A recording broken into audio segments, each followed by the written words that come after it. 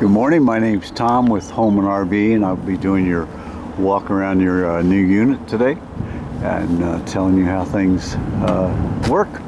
So we'll start on the outside, and as you see, I have your awning partially out. Your awning is for shade control only, so do not leave it out in stormy weather. Do not leave it out at night because you never know if a storm's going to come up. And do not leave it out when you're not around your unit for the same reason. Your roof has a solid membrane. There's a seal across the front, one across the back. Everything that comes up through the roof has Dicor sealant around it. Dicor is a brand name. They make a lot of things for campers. They make a sealant that's non-silicone. Do not use any silicone on that roof. It will eat through the membrane.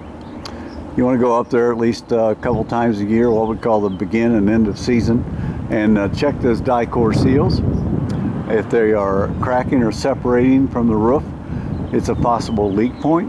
So just wipe off that area and put the Dicor right over top of the old.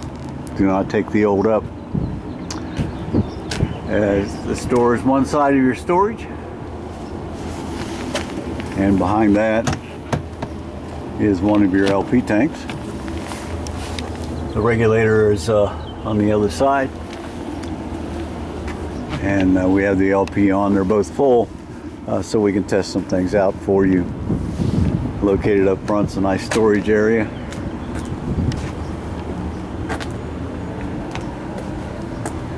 You have a battery disconnect here. And of course your batteries are located here. And your hydraulics back there. Hydraulics are for your level up system, and we're going to talk about that right now. Your level up system is located here, and to level it up you simply turn it on and hit auto level once you're off of your tow vehicle. I've already done that for you, and all the jacks are down and the unit is leveled up. Located on this side is your other LP tank and the regulator that shows the tanks you're drawing from, and the green shows there's gas in the tank. When that flag turns red, it means your tank is dry, and you'll turn it off, switch to the other tank, and get the empty one filled, and that way you won't run out of propane. So come on back to your service area. You have several items in here. You have a shower, and this hose quick connects into it. You have your bypass for your water heater, your winterization, and then also your winterization hose will go in here, and then a bottle of your antifreeze to winterize the unit. Below that is your city water connection, and you simply hook a hose up to that. It's always a good idea to have a pressure regulator for that hooked up at the source. Down here you have your tank flush. Once you've dumped your black tank and it shows that there's something in it, it means there's something caught on the sensors, paper or solids, and you can hook a hose up to this. Make sure that your hose on your dump is in a dump and the black is open, and that way you can flush out your tank. Behind that you have your furnace exhaust. It's a good idea to get a screen for this to keep mud daubers and little varmints out. So come on back your unit. You do have your sewer dump here, and it's a bayonet connection, and we start you out with a small hose to hook up to that, and it will go to the dump. Inside are all your pulls, and they're all marked as to what they go to. Nice storage area. Doors all around your storage, both sides and in the rear. 50 amp service is here, and all that cable is yours, and the 50 to 30 adapter is yours as well. Your water heater is gas or electric. The electric unit is here. The gas lights off here. Everything lights off from inside. So all you do is go in and push a button and it automatically lights. More storage. A ladder to your roof so you can check those die-core seals. Again, more storage.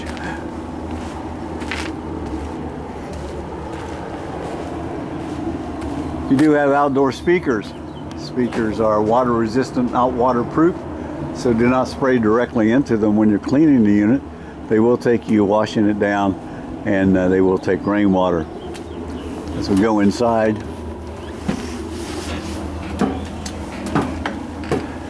service panel in here has several things. Your fresh tank, you can push a button and see that it's empty, of course. Your battery, push the button and it's fully charged, but it's plugged in, so it is charging.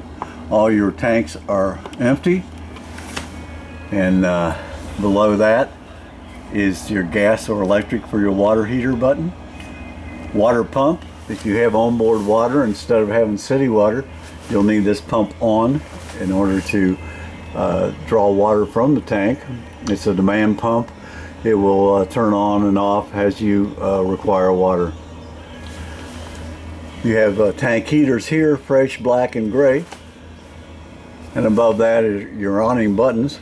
I've partially extended one, and we can bring it in by just hitting the retract button. Below that are your cap lights, safety lights, porch light, awning lights, interior lights, and ceiling lights. We'll leave those on. And below that are all of your slide out buttons, and they're marked as to, well, actually they're not marked, so you'll have to slide them in and out and find out which ones are which. Usually the ones up here are for your front, and then the ones back here are for the rear. Below that you'll find your fuse panel, and all of your 110s are marked here, and they're marked as to what they go to. Your 12 volts are up here, and they're also marked as to what they go to. While I'm down here, you do have a hookup for your sweeper, and if you bring dirt over to this area and flip that up, it will suck the dirt in off the floor.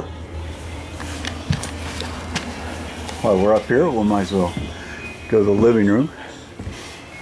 You have your TV up. It has a button to go up and down, and then your remotes for your fireplace, your radio, and your TV. You do have your fireplace and radio on.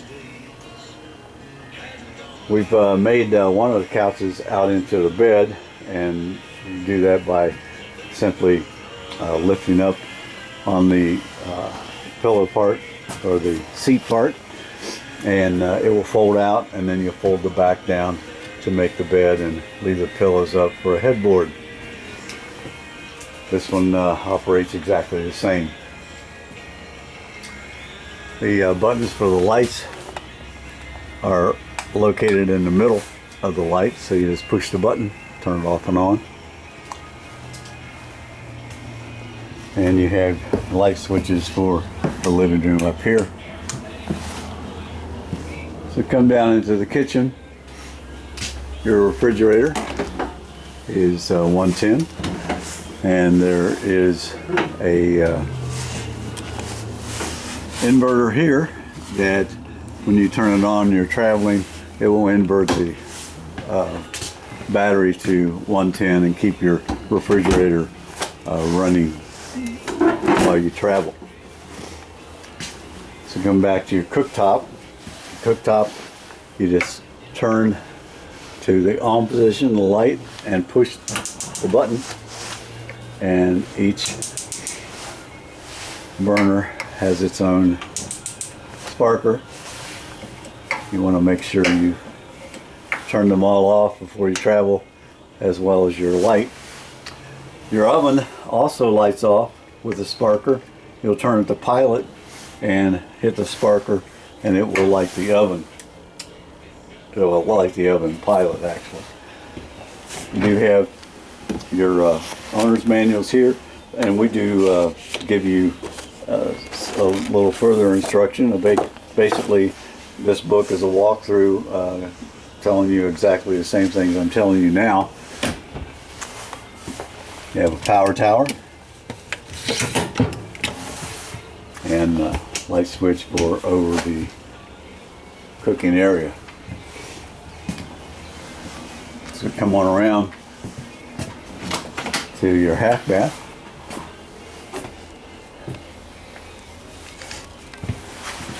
Now your toilet will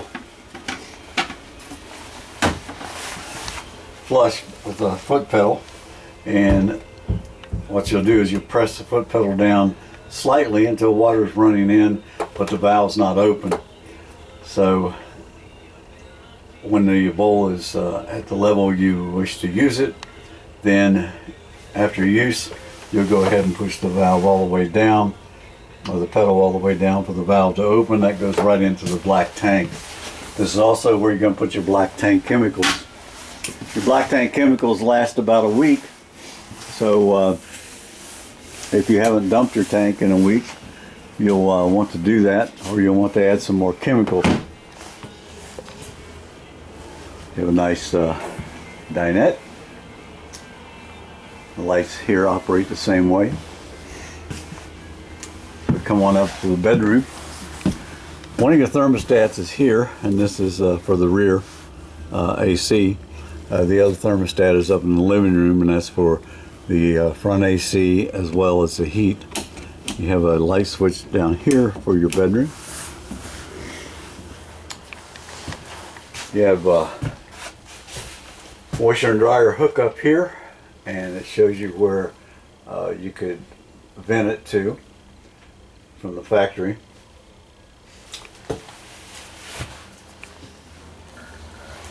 A nice TV in here as well, and that remote is located in your dresser drawer. You do have some storage underneath the bed, and it stores your extra chairs for your dinette. So come into the bathroom. This toilet, of course, operates the same way with the foot pedal.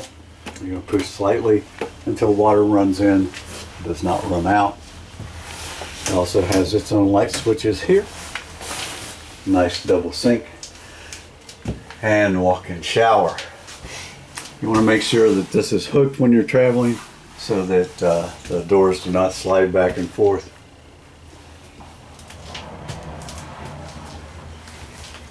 That pretty well takes care of the walkthrough.